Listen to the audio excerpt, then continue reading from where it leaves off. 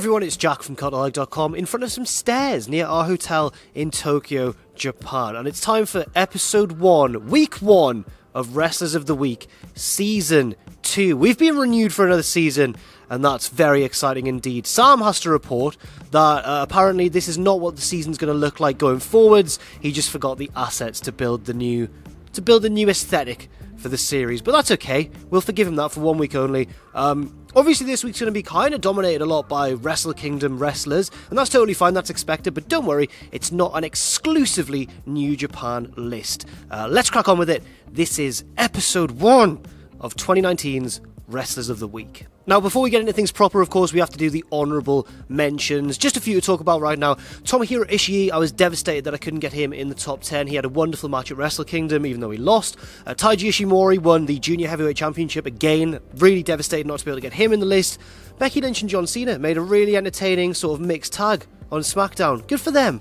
You know, good for them. Especially Becky, who was treated like a star by Cena, was really full of attitude in that match. And Cena, credit to him, put her over with his reactions to her and everything like that. Now, with that out of the way, let's crack on with our top 10. Number 10 this week comes from NXT, and it is none other than Matty Riddle, who had a short match, but an explosive one, against Cassius Ohno as part of the weekly episodic show.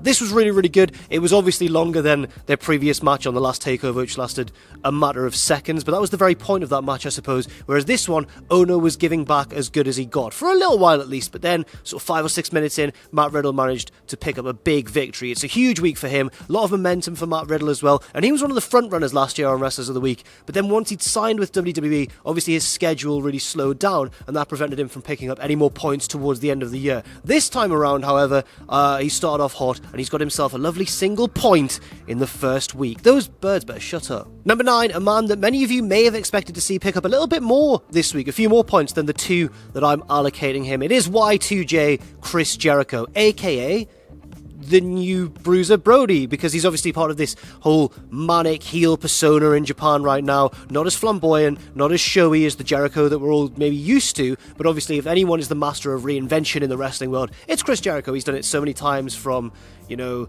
the Ayatollah of Rock and Roller, through to the Honest Man with the suit, through to ultra cheesy List of Jericho guy. Richard's sunglasses just fell down behind the camera and it really put me off. And now Jericho is obviously this new, more straightforward heel guy in Japan, where he's really brutal, really physically aggressive, and terrorizing people. That all culminated at Wrestle Kingdom in a great match against Tetsuya Naito, the penultimate match of the night, the co-main event, I suppose. And even though, you know, Jericho's performance wasn't the strongest out of anybody at Wrestle Kingdom, it was still very effective, still did a really good job. I liked the reversal of roles with Naito jumping him before the bell, but Jericho was still as brutal as we expect. He did some great work with a kendo stick, there were some steel chairs involved as well, and ultimately, despite his reign being a little bit criticised because he kind of took the IC title and disappeared in Brock Lesnar fashion, I think in the end it's ultimately helped get Naito back on top. Jericho put him over, was really good in defeat. He made Naito look really strong because he had to overcome such a violent and angry opponent. So in terms of portraying that role, and in terms also, I guess, of bringing in a wider audience to Wrestle Kingdom and getting more eyes on New Japan, I think Jericho is fully deserving of his number 9 position on this week's show. Number 8, the man who broke Sam Driver's heart by defeating his favourite boy, Tomohiro Ishii. It's the new Rev Pro British Heavyweight Champion, Zack Sabre Jr. Zack had a really good match with Ishii, a match I think that surprised me the most at Wrestle Kingdom. I thought it would be really good, but I didn't think it would be quite as good as it was. It was a really enthralling match. It was worked at a faster pace than maybe we're used to seeing a lot of the time from Zack Sabre Jr., and the pair had really good, really terrific chemistry. Zack is obviously really consistent week in and week out, as we saw last year when he finished number 2 on Wrestlers of the Week. This year, could he go all the way and be number 1? Who knows? He's got off to a pretty good start though, not only in winning this title, but in putting on a great show as well.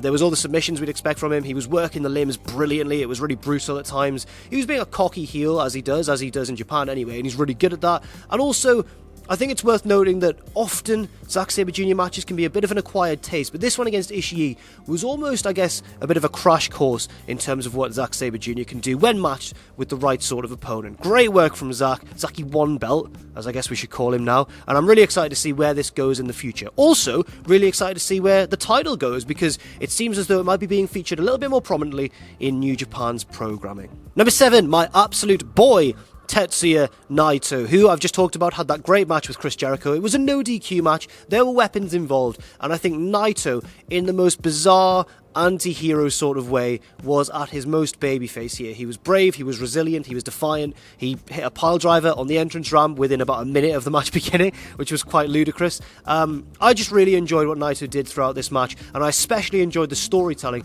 towards the end of the bout, where obviously he used the IC title, the title he's really had a love-hate relationship with over the past few years, used it to clock Jericho, hurled it out of the ring, and hit one final Destino to pick up the victory and to regain the Intercontinental Championship. Also, his actions after the match were classic Naito, attacking the referee for no reason other than he really wanted to, while the crowd all cheered him on. And in a place like New Japan Pro Wrestling, where, as we saw throughout the night, babyfaces get cheered because they're the good guys, they're babyfaces, Naito has so carved a niche for himself in the past few years as the ultimate anti-hero, the sort of strange babyface that you can't help but like. I certainly like him, and that's why I've given him a few little pointeroos. What am I doing there? What was that? I just see both of them just staring at me behind the camera.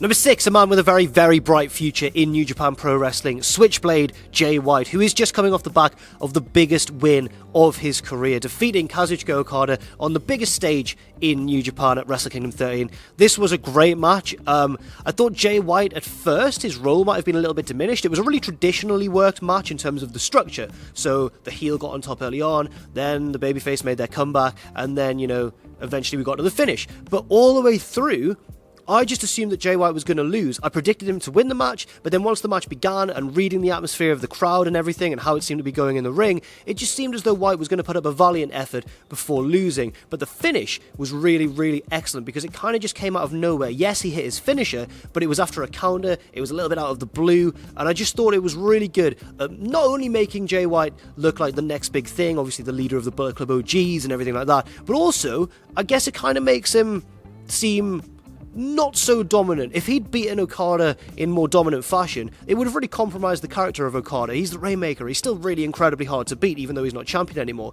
But him defeating him in this way, it keeps the door open for a rematch. It keeps the potential storyline moving on, and I can't wait to see what Jay White does next. Surely, out of anybody on the New Japan roster, if one man is virtually guaranteed to be IWGP Heavyweight Champion at some point, you have to kind of say that Jay White looks like the likeliest candidate. Number 5, we hope he's alright. There are reports that he suffered a concussion during this match, but it didn't stop it from being an excellent performance.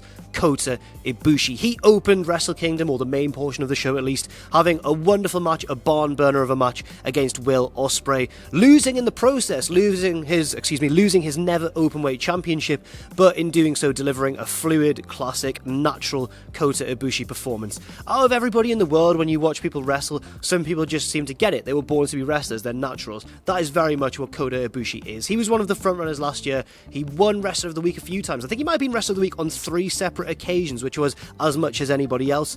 And I'd really like to think that this year, 2019, is going to be a real breakout. Sounds stupid because Ibushi's older than we assume, and he's, a very established talent, but a breakout year in terms of consistency and a push, and hopefully in New Japan he can be moved on to bigger things higher up the card. That's what I'm hoping for him, at least, and I think that this match is an indication that he's perfectly capable of doing so. Once again, we hope he's alright. If the injury is legit, we wish him a full and speedy recovery, but man, in defeat, he really put Will Ospreay over big, and I think that selflessness in wrestling is a very important thing in helping to make a promotion generally look good all across the board. So well done, Kota Ibushi. Great match from him, and I think he's one of the front runners in my mind to be Wrestler of the Year for 2019. Number 4, he may have lost the match, but honestly, it was one of the most astonishing live receptions to a wrestler I've ever seen in my life.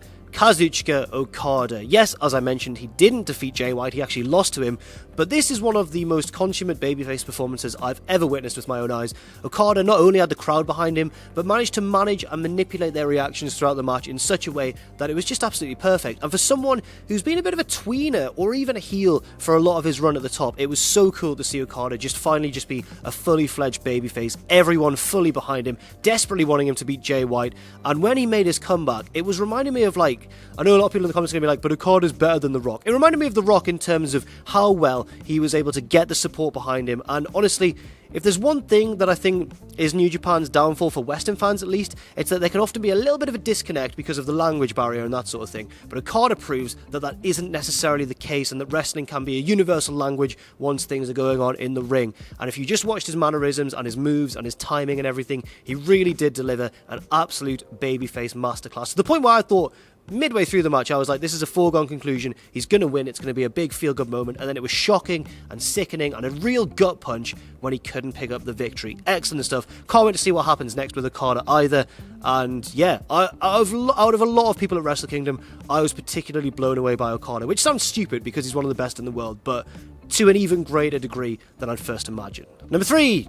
Calm down, don't get annoyed, it's alright, it's Will Osprey, right, okay, but you can't argue with this one. He had a really good match opening the show against Kota Ibushi, and it was really cool, a little bit shocking as well. Much of the match progressed as we all expected it would in terms of it being an excellent match, few flips here and there, but also Osprey trying to prove that he is now, worthy of stepping into the heavyweight division as well. But at the same time, it was also a bit of a shocking match in terms of just how brutal and dominant Osprey looked towards the end of this match. Really taking Ibushi to town, taking him to school. I don't know what I'm trying to say, but basically he outclassed him and outfought him, and it was a really surprising result, especially for me because I thought Ibushi would win. But I think even those who predicted that Osprey would win would be a little bit surprised in the manner of his victory. And also, I enjoyed his character work after the match as well, hinting at a potential heel turn. If you check his Twitter, actually, that looks to be maybe a little bit more likely than beforehand too, because he tweeted saying, "You're all saying that I should have a longer career and be more safe. Instead, I'm just going to shorten everyone else's career." That back elbow was put over huge. It's never nice to see, really. It can often be a little bit painful to watch, but the fact that Ibushi was busted open hard way also, I think, added to the match and continued to make Osprey look like a killer. And I just generally think that it's set to be a very, very impressive year for the Aerial Assassin. Hopefully, for the sake of my comment section, it's not going to be a second consecutive Wrestlers of the Week win in a row, but at the same time, I think he'll be in the conversation at the very least, if things continue along this path. Number 2, picking up 9 big points, one of the main eventers of Wrestle Kingdom 13, Kenny Omega, who, for my money, is probably the best wrestler in the world today on the face of the planet. Whether you agree with that or not, it's pretty hard to disagree with the fact that this was an excellent main event. Personally, it was my match of the night. I thought it was wonderful, and even though it wasn't the result that I wanted in my mind, I still didn't mind that Kenny Omega lost. I thought it leaves the door open for a lot of questions, some of which we may see resolved tonight at New Year's Dash, who knows. But Omega has various options ahead of him. There's the question of WWE, which I think is a little bit unlikely. All Elite Wrestling and staying at New Japan. Which one's he going to do? We'll find out in due course, but it's probably the biggest story in wrestling right now. What is Kenny Omega going to do going forwards?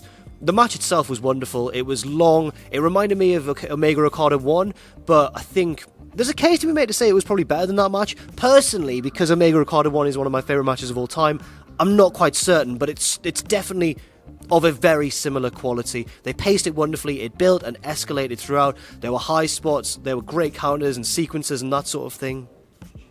Keep it down, mate, please. And I just thought it was wonderful. There was a V-trigger at one point, which seeing it live was amazing. It echoed throughout the arena, the sound. Tanahashi sold it perfectly, just falling flat on his back. And Omega looked every inch the desperate defending champion, who, in the end, couldn't hold on to his title. But even that told a story in itself. I've said it for pretty much every New Japan guy I've talked about on this list so far, but can't wait to see what the future holds in store for Kenny Omega. Now let's get on to our first Wrestler of the Week of 2019. So my number 1 and the first Wrestler of the Week, and it should be no surprise to anybody who watched Wrestle Kingdom 13, is Hiroshi Tanahashi. I'm not the biggest fan of Tanahashi because I don't quite get the connection with him that many fans do. I know and I understand that he is the ultimate babyface of New Japan Pro Wrestling, their leader through the Dark Ages, and now approaching the end of his career, he's gunning for one last shot of glory and everything. And that was the very key theme of the main event, I suppose, and he told it superbly throughout. And despite, me sort of getting the gimmick of people like Naito and Okada more than I do Tanahashi, I still can't argue with the fact that this was a wonderful performance and that he is truly an elite level wrestler, no pun intended. He did defeat Kenny Omega, and there were several moments where Tanahashi was just pulling off things that made the crowd come unglued. At his age, he should not be delivering a picture-perfect, fearless, high-fly flow through a table on the outside, crashing and burning, and then getting up and continuing the match. completely fine. He sold it, obviously. I mean fine in a real shoot sense. Another huge moment and one of the most memorable things and reactions I've ever seen at any wrestling show ever was when Omega stole the high-fly flow and then Tanahashi kicked out a 1. That was excellent. There was a German suplex where he slowly no-sold it and got back to his feet. He just is... There's a reason that Tanahashi's been on the top for so long, and now that I've seen it, I do get him a little bit more. But not just for that, for the fact that it was a wonderful match and for the fact that he is the new IWGP Heavyweight Champion once again. 10 points this week, and my rest of the week goes to Hiroshi Tanahashi. Now it's time to take a look at our kind of makeshift league table. Don't worry, as I've said in the intro, it's not going to look like this for the whole year, but obviously it's a pretty boring league table just because, well, it's all in the order that I've said it is, and there's only a certain amount of points to allocate in week 1, but things should shake up next week going forwards. But well done, Hiroshi Tanahashi, you top the league table, and we'll see if he can grab onto that position, maintain it, heading forwards. So that's it for week 1 of Wrestlers of the Week 2019. Thank you very much for watching. I've been Jack from Cultaholic.com. You can follow me on Twitter if you want to, at Jack the Jobber. You can follow all of us at Cultaholic. Check out our Patreon too if you want to, patreon.com/Cultaholic. And never forget, of course, if you haven't already, to hit subscribe and to join us.